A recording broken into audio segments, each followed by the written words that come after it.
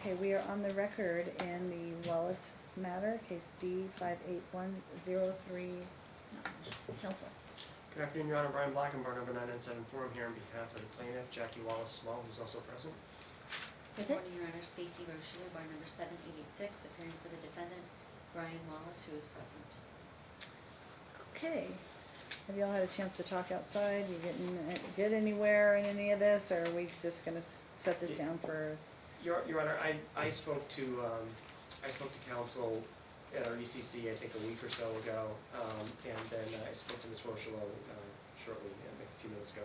Mm-hmm. And I mean, at this point, the way the parties have a premarital agreement, Mm-hmm. it's kind of threadbare. They kind of, it looks like they did it on by themselves, but basically the intent, I think everybody wants to honor here, which is everybody keeps the debt and property in their own names or possession, except that and anything joint they'd be equally liable for, Mm-hmm. except that there's a significant amount of property that's in my client's possession right now that belongs to the opposing party, and I'm happy to work out with Ms. Rochelle all the time to get for him to come pick it up. Okay. She can organize it in such a way, because there is a TPO in place, and I want to get to that in a minute. She can organize it in such a way that he will not have to go through the home or anything like that. Everything's boxed up. It'll be in one place, or two different places, and he can just show up. He should have somebody with him, and she'll obviously have a third party at the house as well. And everybody just can video and behave themselves, and we can get that done. But aside from that, I think if we set a status check for 60 days, we should be able to hopefully have a decree of divorce That's fine. done. The only thing is that I don't know if your client intends on filing bankruptcy, since both of them are unemployed. Is that something that he's considering? Because that's something that she definitely is considering. Well, he had filed a previous bankruptcy, so I don't know that the time has run. Is she filing immediately? Oh, she wants to file soon. I mean, Okay. she has nothing, and the debt is, they have 2 timeshares. I think that's joint. There was something you and I need to talk about. Is I think there was a loan that assumed some credit card debt that also had to do with his separate debt. So that's something we need to talk about, how to allocate that. But in any event, Your Honor, I think these are things that Ms. Rochelle and I can work out. One thing I don't think we can work out, and I don't think Ms. Rochelle is representing him in the TPO, but as you know, there is a TPO in this case. It's been extended twice. It's unbelievable, because I put it in my case management brief. Mm-hmm. But yesterday he was driving around my client's neighborhood, and she saw it, and she contacted the police, and apparently they went over to his residence and they couldn't locate him. But she's going to be going downstairs. She had cause anyway, because he still has a pending felony, and he misled the TPO court the other day. But she already had cause. She was going to request an extension, but now we've got another pending violation of the TPO and another independent basis to extend it beyond the May 20th expiration date. I don't see any reason why it shouldn't just be extended to November, and that's certainly what we're going to ask. But again, As I understand, it was, and then it wasn't, and then well, what happened was yeah. that he had shown up without counsel.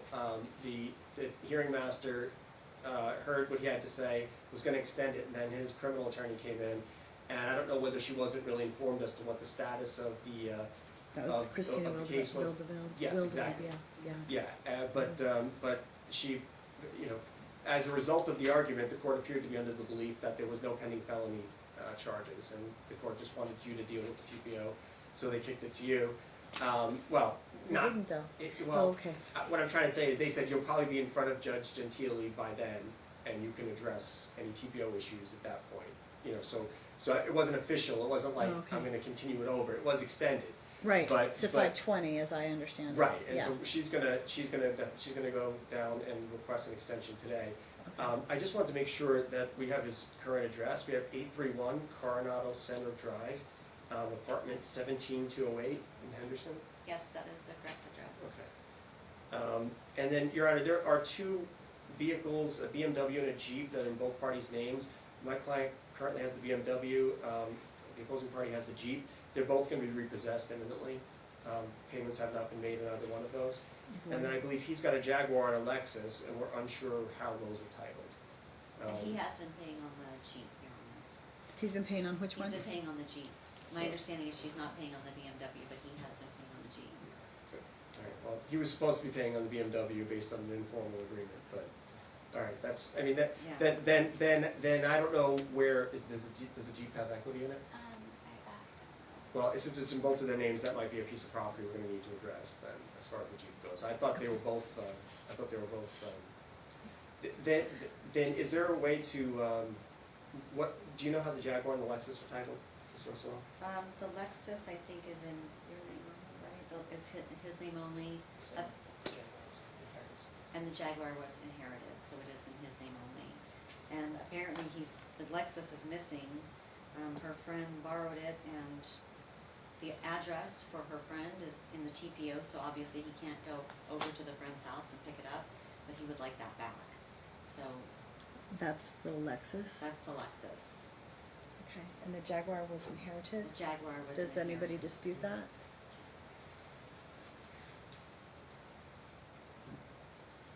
I mean, we've got the last couple pages of the prenup, and it's listed on there. Oh, okay, So- all right.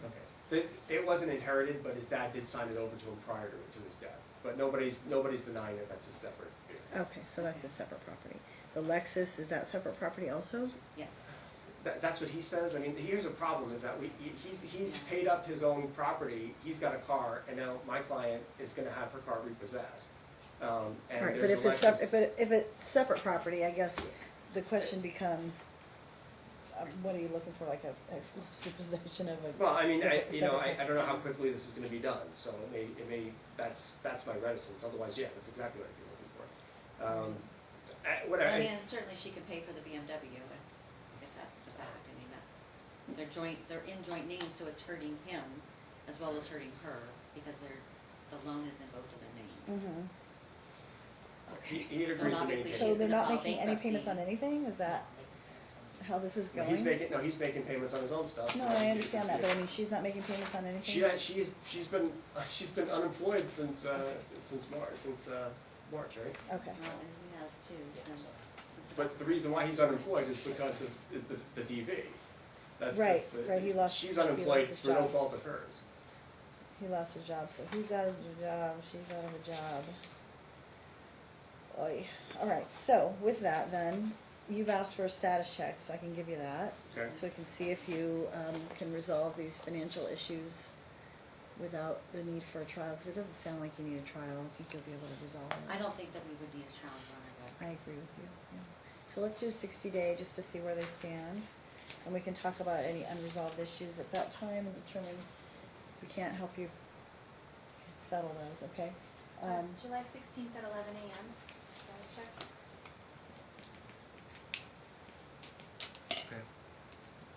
Okay, so is everybody, so have you exchanged all the information that you need, or are they still looking for some of that? I mean, there we really just got not a the lot, prenup. 'cause you have the prenup. Well, Yeah. we've exchanged initials, and I think someone extended to the supplemental as well. Okay. But I'll be in touch with Ms. Russell and let her know if there's anything that I need on our end, and I'm sure she'll do the same. We will. Okay. I definitely want to know what that debt is for the credit cards. It was about 12,000 is what she had estimated it to be.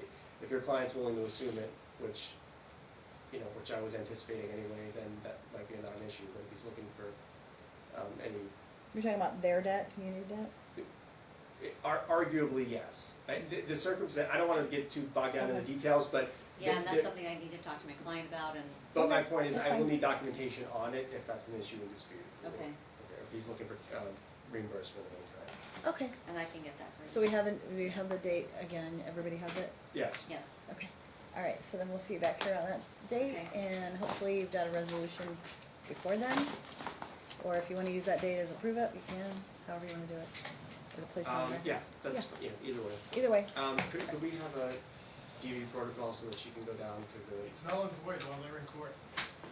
no, but what he's saying is, You want an hold- escort? keep them Yeah. here, Yeah, no problem. one person stay, one person go, He was at her house Yeah. yesterday. that's so you fine. mind staying and we go because I have trial? Whatever, okay, I just don't want them both going at the same time. You mind? Yeah, that's fine.